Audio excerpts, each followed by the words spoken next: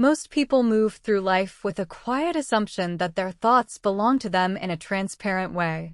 We assume that when we judge, choose, predict, remember, and evaluate, we are more or less seeing clearly. We may admit that emotions affect us sometimes, or that stress makes us hasty, but underneath all of that there is often a strong belief that our judgments are basically rational.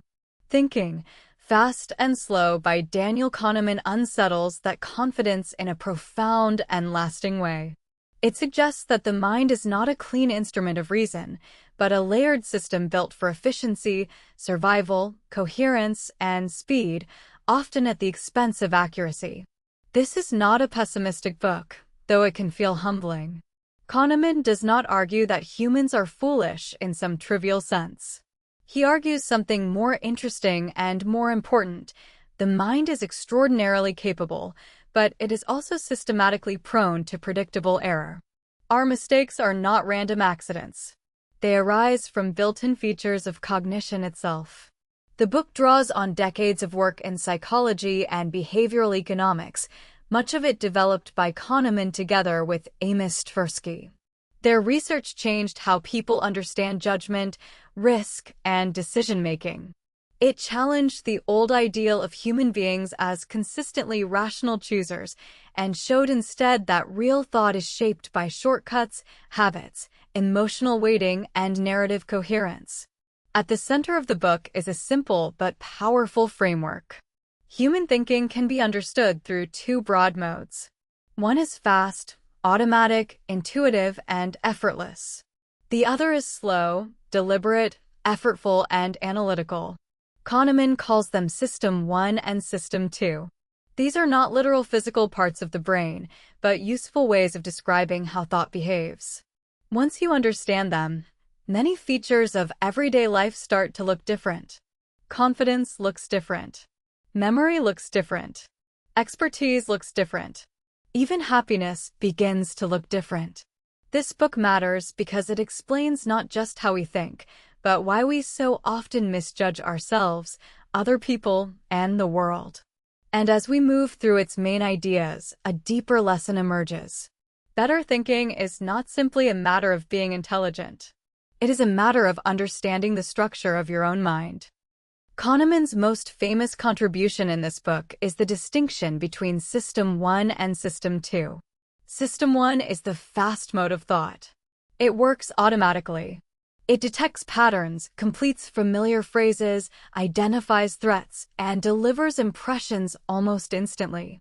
When you recognize anger in a face, answer 2 plus 2, or sense that one object is farther away than another, System 1 is at work.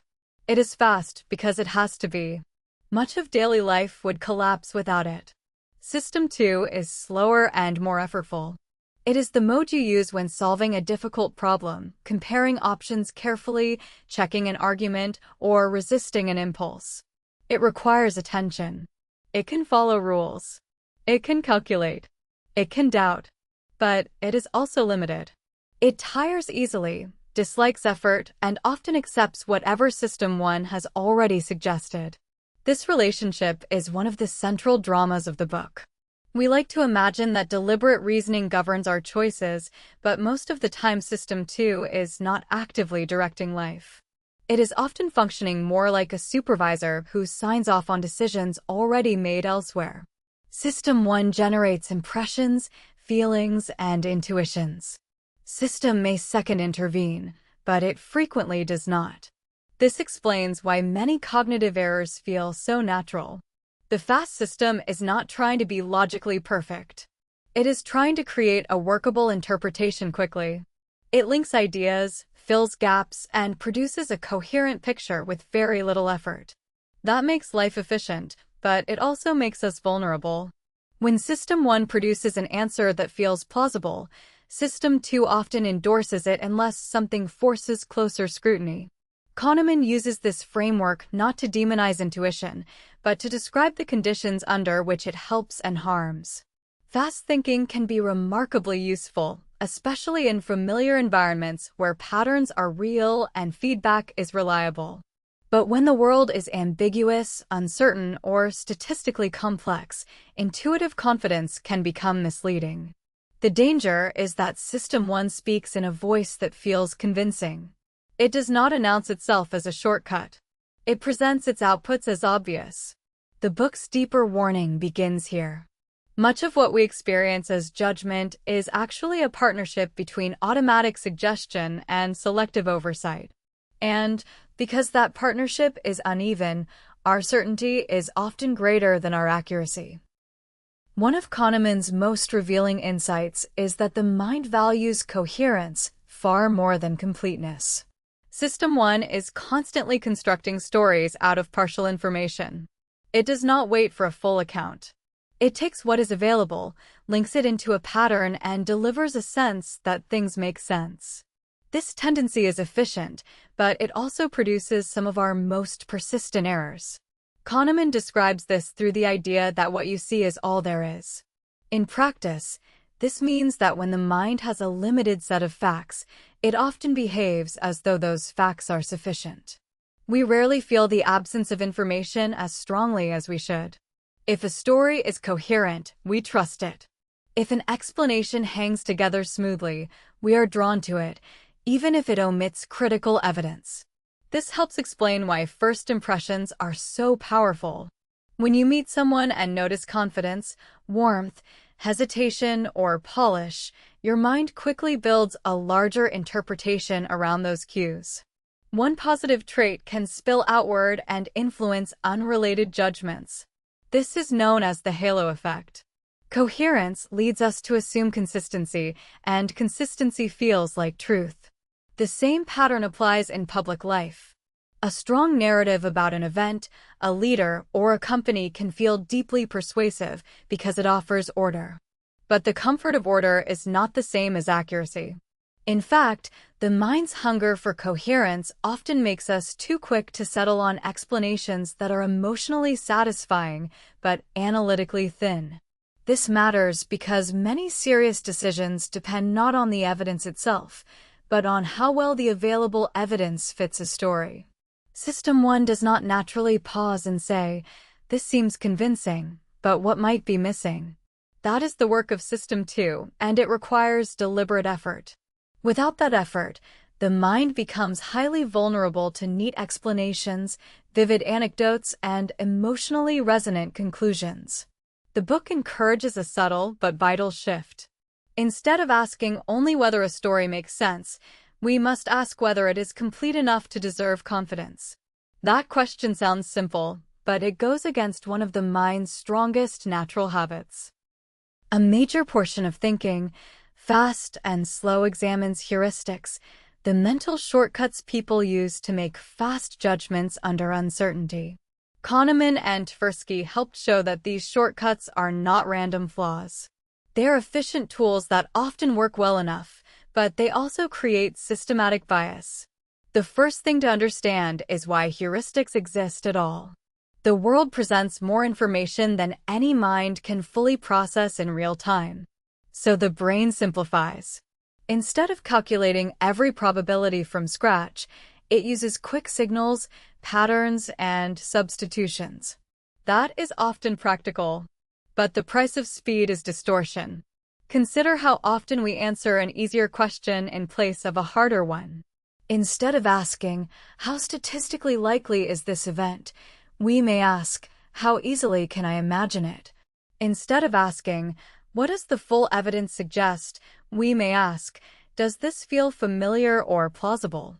These substitutions happen quickly and often invisibly. They give us answers without requiring the strain of full analysis. Kahneman's achievement was to show that these substitutions produce recurring types of error. The mind is not merely noisy. It is biased in patterned ways. That is why psychology can study judgment scientifically. Different people, in different settings, often make similar mistakes because the architecture of thought pushes them in similar directions. This realization changed more than academic theory. It changed how economists, policymakers, and leaders began to understand human behavior. If people are predictably influenced by framing, salience, anchoring, and loss aversion, then markets, institutions, and decisions cannot be understood through idealized rationality alone. What makes this part of the book so powerful is that it takes ordinary thoughts seriously. It does not say that people fail only in rare or extreme moments. It says that everyday mental efficiency, the very thing that helps us function, also creates vulnerability. The same system that lets us move quickly through the world is also the system that leads us to false confidence, misjudged risks, and flawed conclusions. One of the clearest examples of a mental shortcut is the availability heuristic. People often judge how likely something is by how easily examples come to mind. If an event is vivid, recent, emotionally charged, or frequently discussed, it becomes mentally available. And once it is mentally available, it feels more common than it may actually be. This is why dramatic events distort public perception so easily. A plane crash may dominate attention and create a strong sense of danger, even though air travel remains statistically very safe. A widely shared story of fraud can make dishonesty seem universal. A recent health scare can lead people to overestimate a rare condition simply because it is now easy to imagine. The problem is not only media influence. It is the mind's preference for ease over calculation. When examples arrive quickly, confidence increases. System 1 interprets mental fluency as evidence. If something comes to mind easily, it feels truer, more common, or more probable. Availability also shapes private life. We may judge our own performance based on a few memorable failures rather than a broader pattern. We may assume a relationship is worsening because a recent conflict stands out vividly. We may think our city is becoming dangerous because one frightening incident dominates our memory. In each case, what is easy to recall starts standing in for what is actually representative. Kahneman's point is not that vivid memory is useless. It can alert us, motivate us, and draw attention to important issues. But it is not a reliable guide to frequency.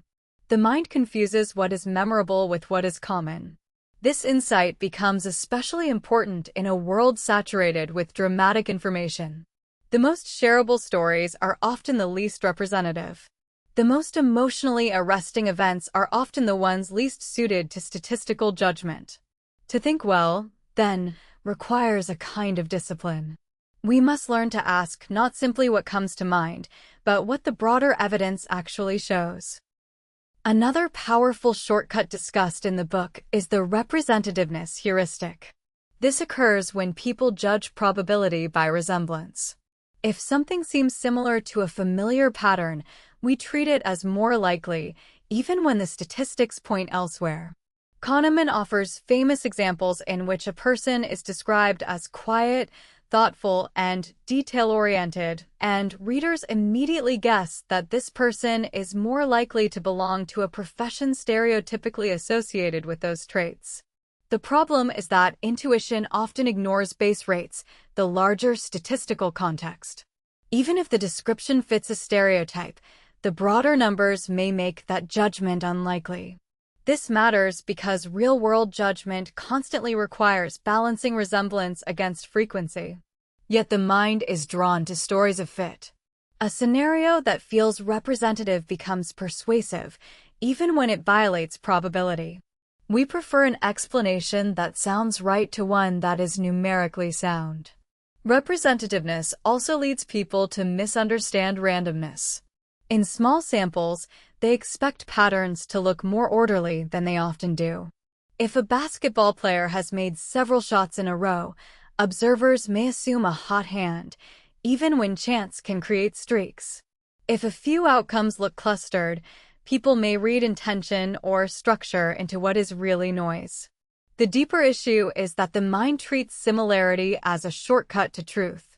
When something matches a template, confidence rises. But the world is not obliged to match our templates. Statistics often matter more than vivid resemblance. This is one reason disciplined reasoning feels unnatural. Base rate thinking is rarely intuitive. It requires slowing down, stepping back and asking what is true in the larger population rather than what feels plausible in a single story. Kahneman shows again and again that people are story-driven creatures. We are persuaded by character, pattern, and fit. But probability belongs to a colder, less instinctive mode of thought. If we want better judgment, we must learn to respect it. Few themes in the book are as important as overconfidence. Kahneman shows that people often know less than they think they know, predict less than they think they can predict, and understand less than they believe they understand. This is not simply a matter of arrogance. It is a structural feature of how the mind organizes experience. One part of this problem is hindsight bias. After events happen, people reconstruct the past in a way that makes outcomes seem more predictable than they actually were. A market crash, a political shift, a business failure, or a personal breakup may all appear obvious in retrospect. We look back, identify warning signs, and tell ourselves the result made sense all along. But this retrospective coherence can be deceptive. At the time, the future was often genuinely uncertain.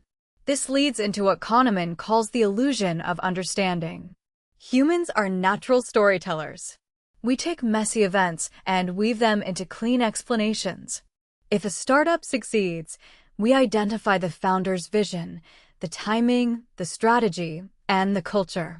If it fails, we identify poor leadership, weak execution, or bad assumptions. These explanations may contain some truth, but they also hide the role of chance, unpredictability, and unseen variables. The danger is that explanatory stories inflate confidence. Once an outcome is explained, it feels mastered. We believe we understand the world, when in fact we may only understand a narrative imposed on it after the fact. This issue becomes especially serious in forecasting. Many experts speak with certainty in environments that are too noisy and unstable for high-confidence prediction. Their confidence may impress audiences, but confidence is not evidence. Kahneman repeatedly warns that people are too easily seduced by coherence, authority, and fluency. This does not mean we should give up on knowledge. It means we should become more humble about the limits of prediction. Good judgment often involves recognizing uncertainty rather than disguising it with polished narratives. In a culture that rewards confidence, this lesson can feel almost countercultural. Yet it may be one of the book's most important practical teachings. The wise thinker is not simply the one with answers. It is often the one who knows when confidence has outrun evidence. Anchoring is one of the most surprising effects Kahneman describes. It refers to the way an initial number, impression, or piece of information can influence later judgment, even when that starting point is arbitrary. Once an anchor is present, estimates tend to move around it.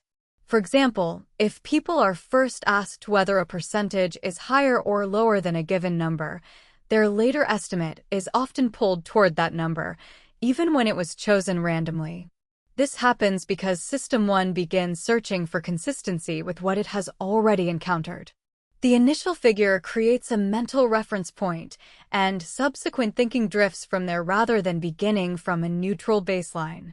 Anchoring affects negotiations, pricing, salary expectations, legal judgments, and everyday conversations.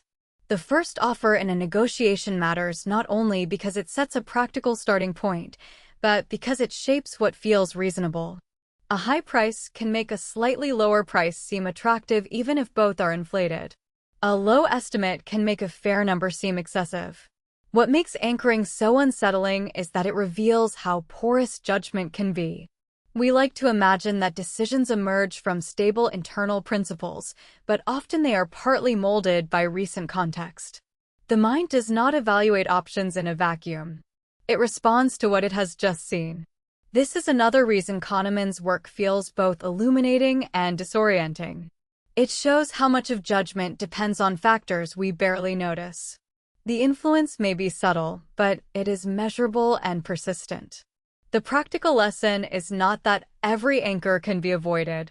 Rather, it is that important judgments deserve a more conscious starting process. When stakes are high, One must ask whether a number or impression feels right because it is justified, or because something earlier quietly set the range of what now seems plausible. Kahneman also shows that the way choices are framed can dramatically influence decisions. A frame is the presentation of information, the wording of alternatives, or the emotional context in which a decision appears. Even when two options are logically equivalent, people may respond to them very differently depending on how they are described. This effect reveals that decision-making is not purely objective. Suppose a medical treatment is described as having a 90% survival rate. That sounds encouraging. Now describe the same treatment as having a 10% mortality rate. The numbers are identical, but the emotional reaction changes. One frame emphasizes saving, the other losing. The choice feels different because the mind responds not just to content, but to presentation. Framing matters in business, politics, healthcare, and personal life. It shapes public opinion, consumer behavior, and moral judgment. It can guide attention toward hope or fear, opportunity or danger, gain or sacrifice. In this way, choice architecture becomes powerful. The order, wording, and context of options are not neutral decorations. They are part of the decision itself. Kahneman's broader point is that preferences are often less stable than people assume. We do not always carry fixed values into a situation and apply them consistently. Instead, what we want may shift with framing, reference points, and emotional emphasis. This does not mean human choice is meaningless. It means it is more constructed, more context-sensitive, and more vulnerable than rational models once assumed. That realization encourages caution.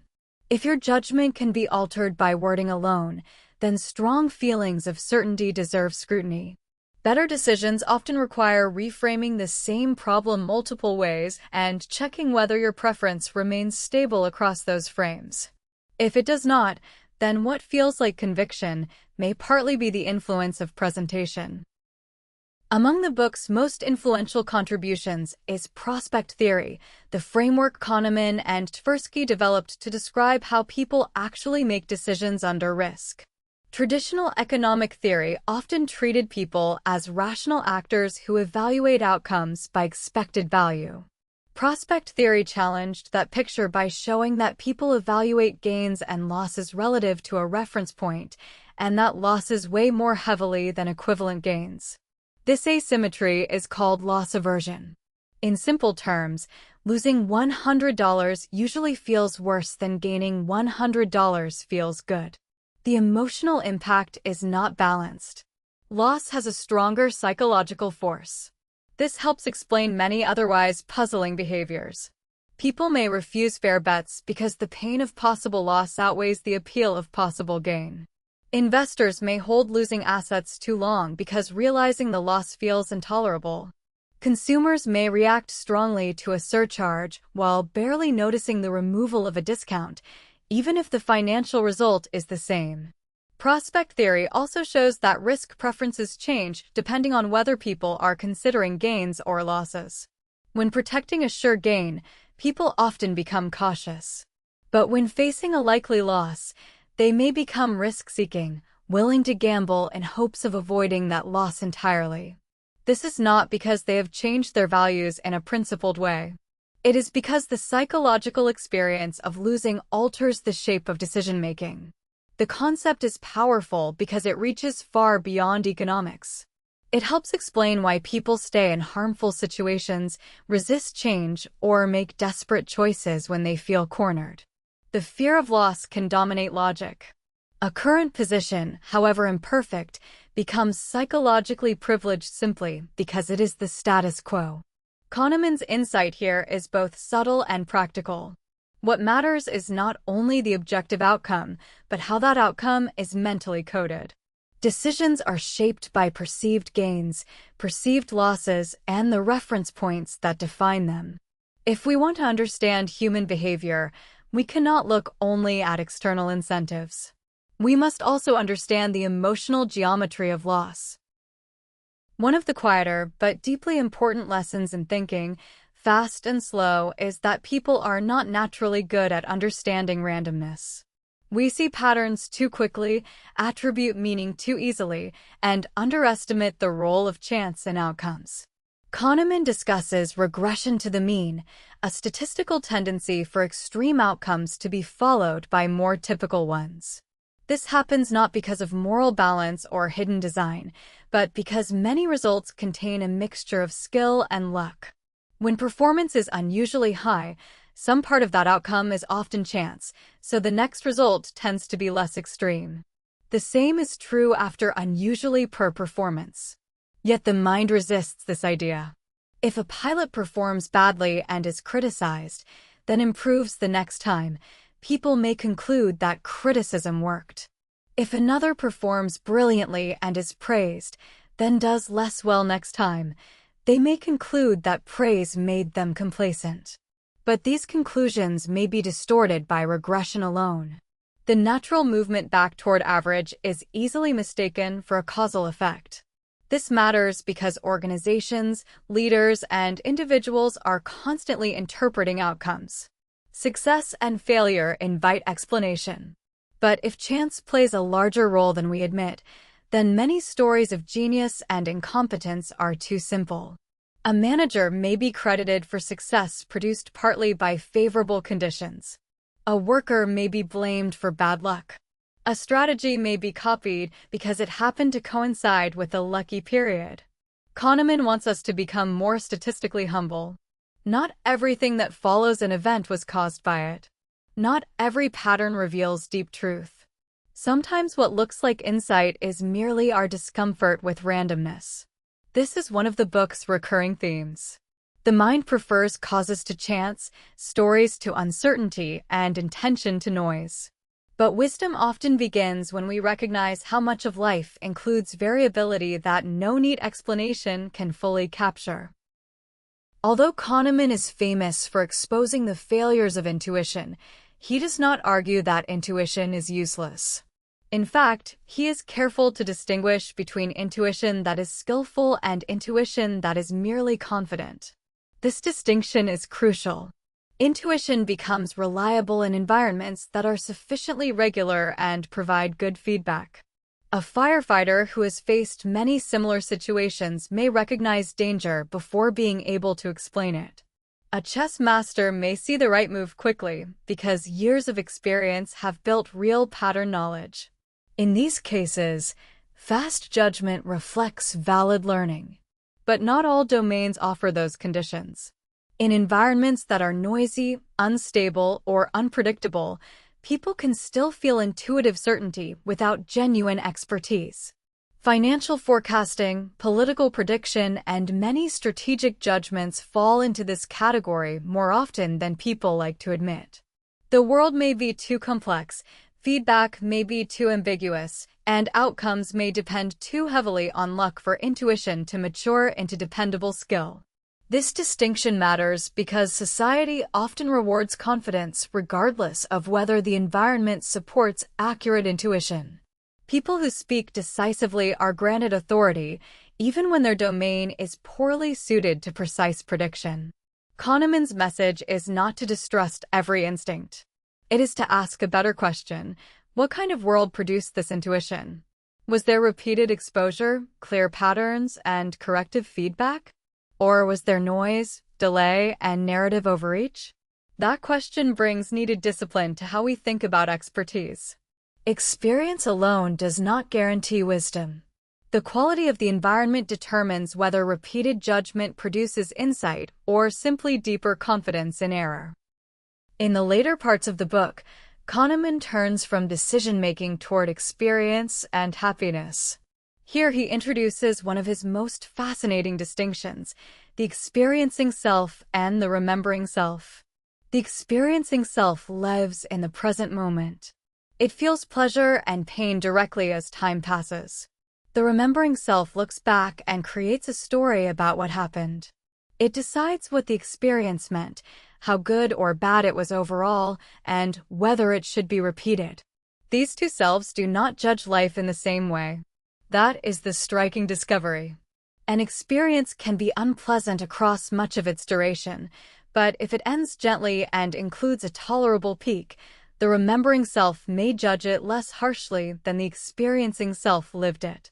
Conversely, an experience that was mostly positive can be remembered badly if it ends on a painful or disappointing note. This leads to the peak end rule. People tend to evaluate experiences based heavily on their most intense point and their ending, rather than on the total sum or duration of what was felt. Duration neglect means that longer suffering is not always remembered as proportionally worse than shorter suffering. The story of the experience matters more than its total emotional area. This has profound implications. It helps explain why vacations, medical procedures, performances, and relationships are remembered in ways that do not perfectly reflect lived reality. The remembering self is selective. It edits life into narrative form. Kahneman is not merely making a technical point here. He is asking what it means to evaluate a life. If the self that remembers is not the same as the self that experiences, then happiness becomes more complicated than it appears. Are we trying to maximize pleasant moments or meaningful memories? Are those always aligned? The book does not fully resolve this tension, but it shows that our judgments about life are constructed through memory as much as through lived experience. That realization deepens the book's overall message. Even our sense of what has happened to us is shaped by cognitive processes that simplify, select, and reorganize. We do not merely live life. We also narrate it, and that narration influences everything that comes after. After showing so many ways the mind goes astray, Kahneman does not offer a fantasy of total correction. He is realistic. Awareness of bias does not magically remove bias. Knowing that framing matters does not make you immune to frames. Recognizing overconfidence does not ensure perfect humility. The machinery of thought remains active. Still, the book offers important practical guidance. First, it encourages slowing down when the stakes are high. Everyday life requires quick judgment, but major decisions deserve more than immediate intuition. Bringing System 2 online takes effort, but that effort is often where better reasoning begins. Second, the book encourages statistical thinking. Instead of focusing only on the vivid case in front of you, ask about the broader pattern. What are the base rates? How often does this outcome usually occur? What would an outside view suggest? These questions do not come naturally, but they are powerful safeguards against story-driven error. Third, Kahneman suggests building procedures that protect us from our own tendencies. Checklists, independent assessments, structured interviews, and delayed judgments can reduce the influence of halo effects, anchoring, and impulsive coherence. Organizations especially benefit from systems that acknowledge human limitation rather than assuming ideal rationality. Fourth, the book invites epistemic humility. Be cautious with certainty. Be suspicious of neat stories, especially when they explain complex outcomes too cleanly. Ask whether confidence is being driven by evidence or by coherence alone. Perhaps the most practical lesson of all is to respect friction. If careful thought feels effortful, that does not mean it is unnecessary. Quite often, it means you are doing the very work that intuitive judgment avoids. Better decisions are rarely effortless. They usually require a willingness to interrupt the first answer and examine what produced it. Thinking, Fast and Slow remains one of the most important books on judgment because it changes not just what we know, but how we interpret our own certainty. It reveals that thinking is not a single clear stream of reason. It is a layered process shaped by speed, efficiency, emotion, context, and narrative. The fast mind helps us survive and function, but it also leads us toward vivid examples, elegant stories, and misleading confidence. The slow mind can correct some of these tendencies, but only when we are willing to make the effort. Kahneman's achievement is not simply exposing bias. It is offering a more honest portrait of the human mind. We are not perfectly rational, but neither are we helpless. We are creatures whose judgments are influenced by framing, anchoring, loss aversion, memory, and noise. Yet we are also capable of building habits and institutions that compensate for these weaknesses. The book leaves us with a demanding kind of wisdom. It asks us to become less impressed by confidence, less seduced by coherence, and less certain that our first impression is the truth. It asks us to think in probabilities, not just stories. It asks us to remember how much chance shapes outcomes and how often memory rewrites experience. Above all, it invites humility. And that humility is not a weakness. It is one of the foundations of better judgment. To understand the mind more clearly is not to lose faith in reason. It is to approach reason with greater care, discipline, and honesty. In that sense, thinking, fast and slow, does more than explain cognitive science. It teaches a way of becoming a little less fooled by our own thought.